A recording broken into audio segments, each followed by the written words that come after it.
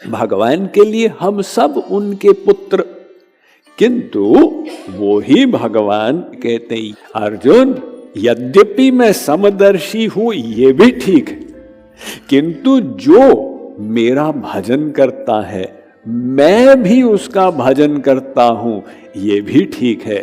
वो मुझ में निवास करता है मैं उसमें निवास करता हूं। और जो भक्त नहीं है नत्वहम तेषु ते मयि, वो तो मुझ में निवास करता, सभी कुछ भगवान में है, वो धारक है तो सबको धारण किए हुए है। इसलिए जो नास्तिक है वो भी भगवान में निवास करता है। नत्वहम तेषु ते मयि, लेकिन अर्जुन मैं उसके अंदर निवास नहीं करता।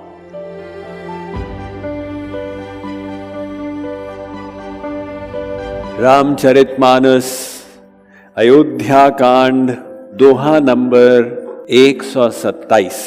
पूछे मोहि की रहो कह, मैं पूछत सकुचा, जह न हो तह देहु के, तुम ही देखावो ठाम। तो राम ने जो प्रश्न किया था कि हम 14 वर्ष कहाँ बिताएं, वाल्मीकि जी उसका पूरा बैकग्राउंड बताए कि महाराज आपकी लीला आप ही जाने, और आपकी कृपा से कोई जान जाए तो वो भी भगवत स्वरूप हो जाए। अब वो कह रहे हैं कि आपने जो प्रश्न किया कि मैं कहाँ रहूं, मैं अवश्य इसका उत्तर दूंगा, किंतु इससे पहले मेरा एक प्रश्न आपके प्रति, आप इस वन में कहाँ नहीं रहते, एक स्थान बता दीजिए, तो उसके बाद मैं कह दूंगा आप यहां रहिए। विचित्र बात, जो भगवान सर्वव्यापक है वो प्रश्न करता है कि मैं कहाँ रहूं। भागवत बीज रूप में चतुश्लोकी के रूप में है, इसे चतुश्लोकी भागवत कहते हैं। ये भगवान श्री कृष्ण ने ब्रह्मा जी को उनके हृदय में प्रदान की थी। अब स्वयंभू ब्रह्मा सबसे पहले तो यही ब्रह्मांड में उत्पन्न हुए। गर्भोदक्षाई विष्णु लेटे हुए थे समुद्र में, तो उनके नाभि से कमल निकला और कमल पर ब्रह्मा जी पैदा हुए।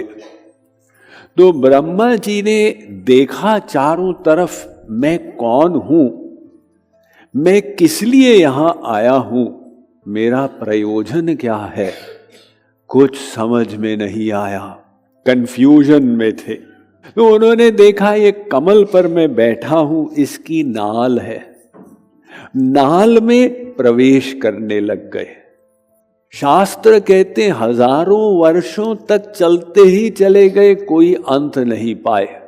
तब अपने कदम रिट्रेस किए, वापस पहुंचे, और जब बैठे अब की बार शक्ति का समुद्र था चारों तरफ, जल का नहीं, जल को तो ब्रह्मा जी बनाएंगे। ये पृथ्वी जल तेज वायु ये ब्रह्मा जी ने बनाए। पहले वो शक्ति मूल रूप में थी, प्रकृति से महान, महान से अहंकार। तो वो शक्ति का जो समुद्र था उसकी लहरें उठ रही थी और आवाज कर रही थी, तप तप तप।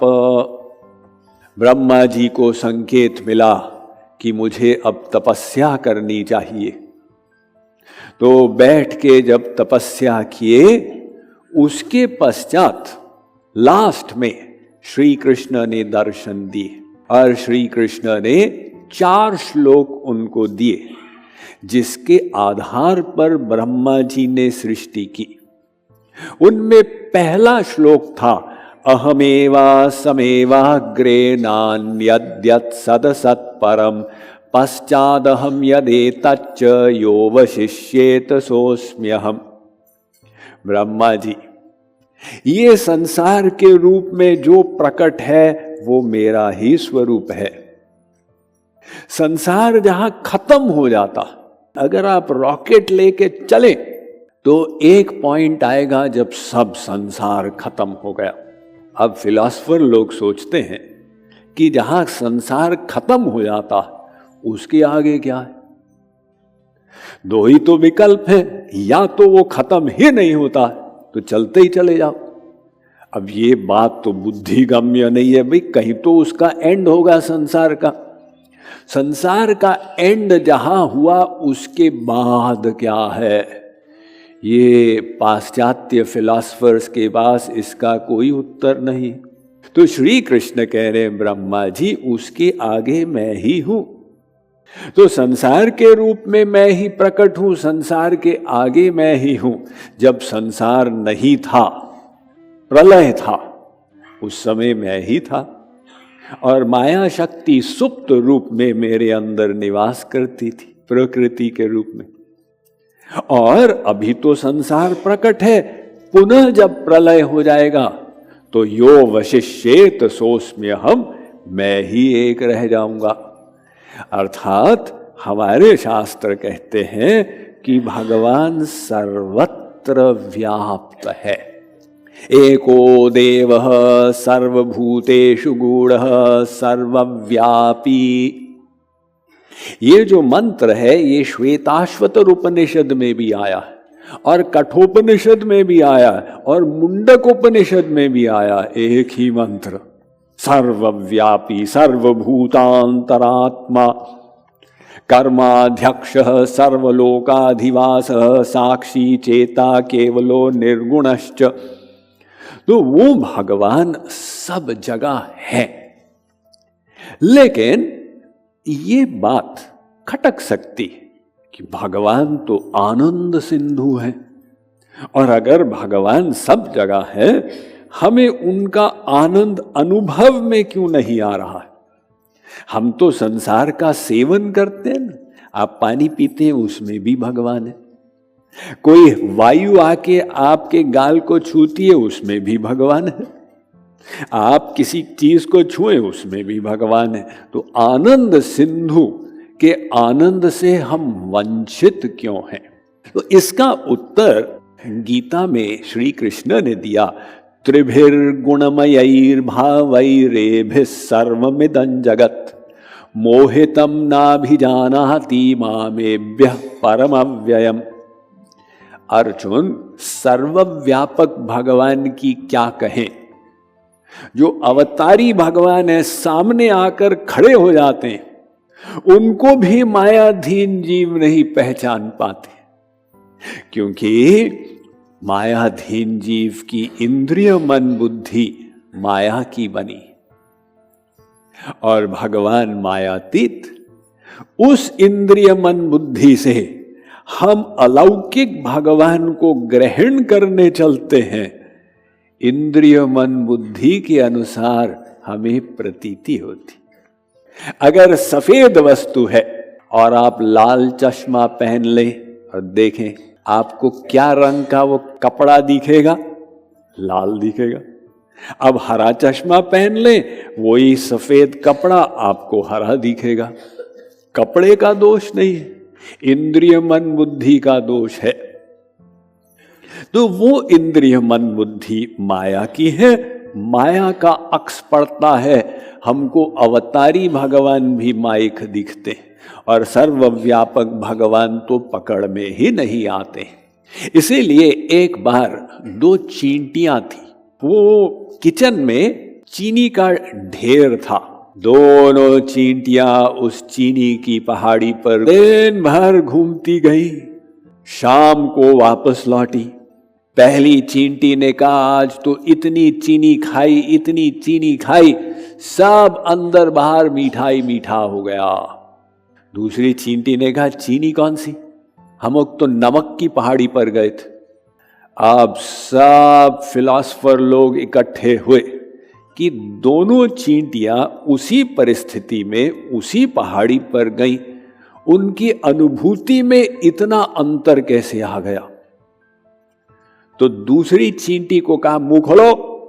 वो चींटी का जबरदस्ती मुंह खोले, पाए कि वहां पर नमक का ढेला पड़ा हुआ था।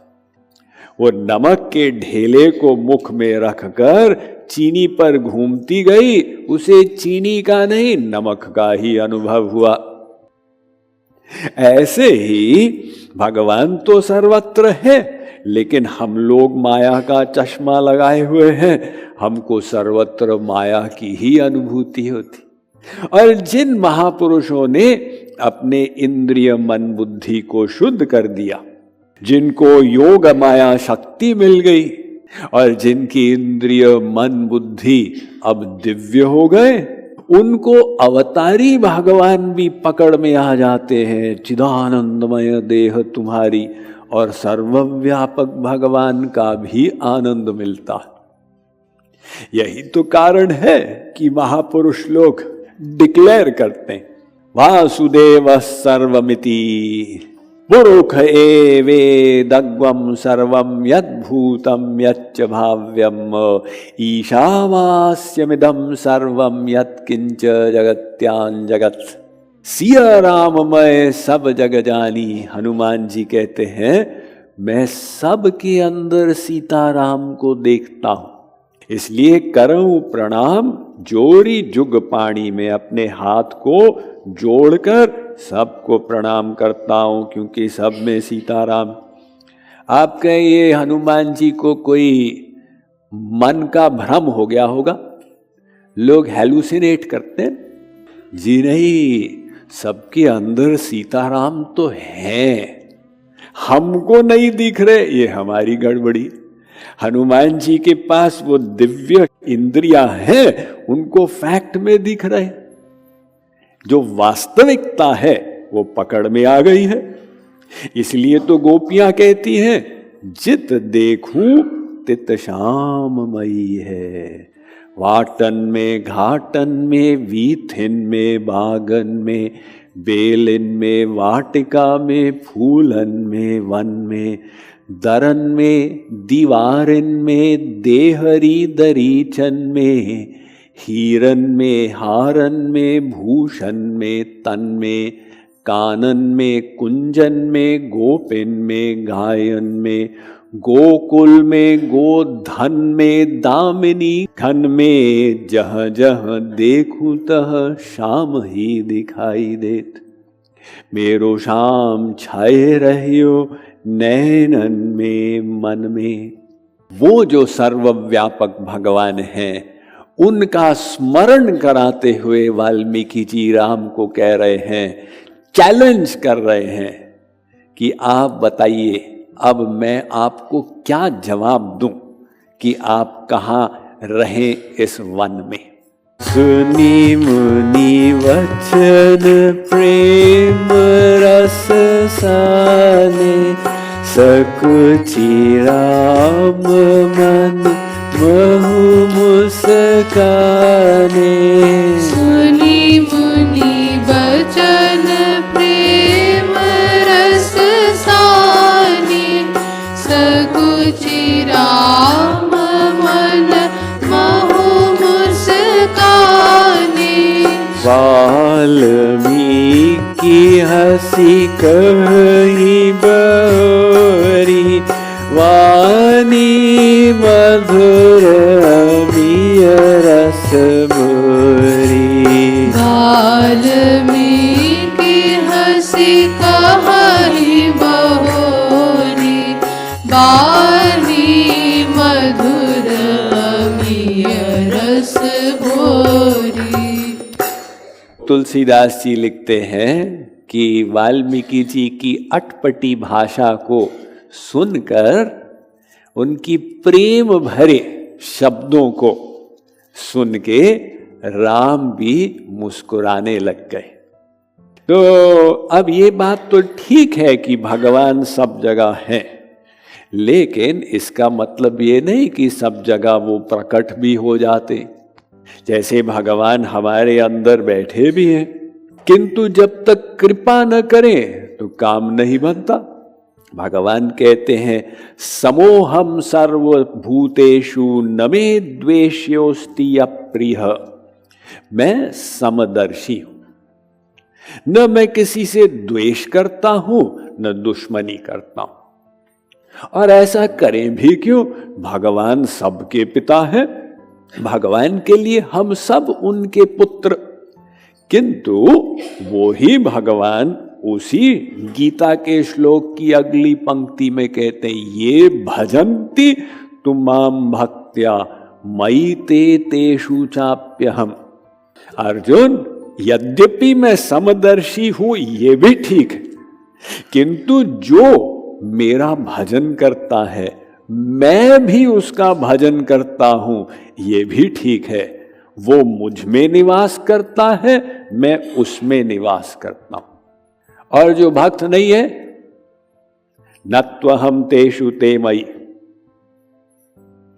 वो तो मुझ में निवास करता, सभी कुछ भगवान में है, वो धारक है तो सबको धारण किए हुए है, इसलिए भगवान से बाहर कौन हो सकता। इसलिए जो नास्तिक है वो भी भगवान में निवास करता है, नत्वहम तेषु ते मयि, लेकिन अर्जुन मैं उसके अंदर निवास नहीं करता। लो, भगवान जो भक्त नहीं है उसके अंदर निवास नहीं करते क्या? करते तो है, किंतु बैठकर कृपा नहीं करते। और जब तक कृपा नहीं करेंगे हमारा काम नहीं बनेगा।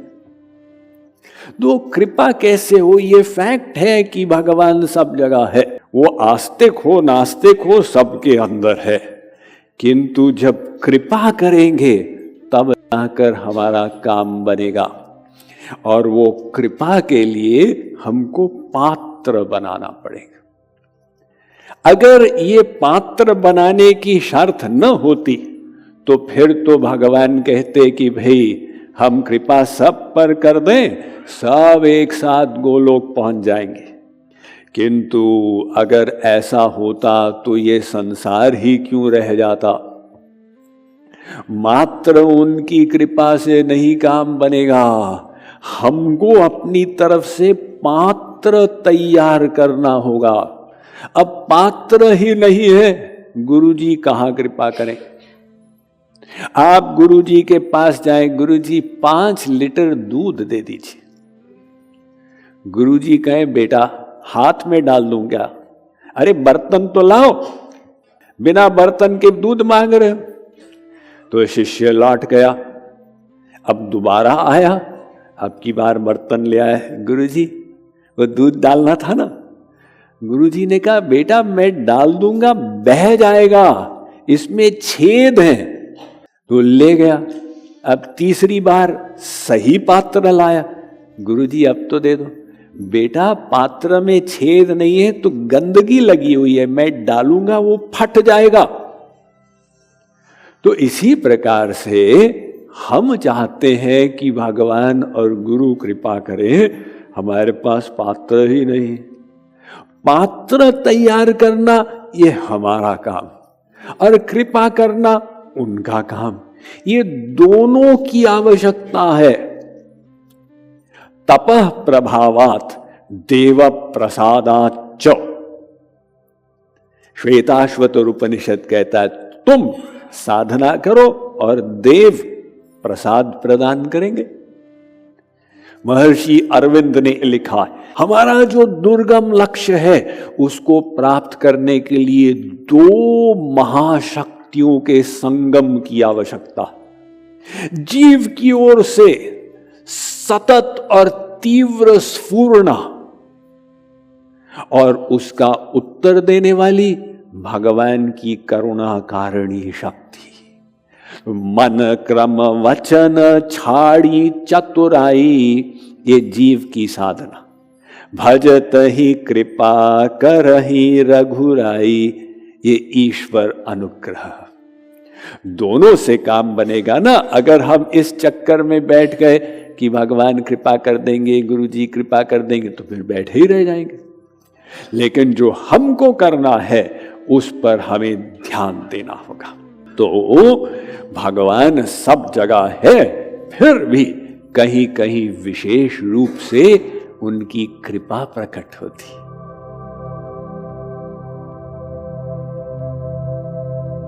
Mind management, life transformation, power of thoughts आदि प्रेरणादायक एवं आध्यात्मिक वीडियोस के लिए सब्सक्राइब करें स्वामी मुकुंदानंद हिंदी यूट्यूब चैनल को और बेल आइकन को अवश्य दबाएं ताकि आपको ये वीडियोस मिले सबसे पहले।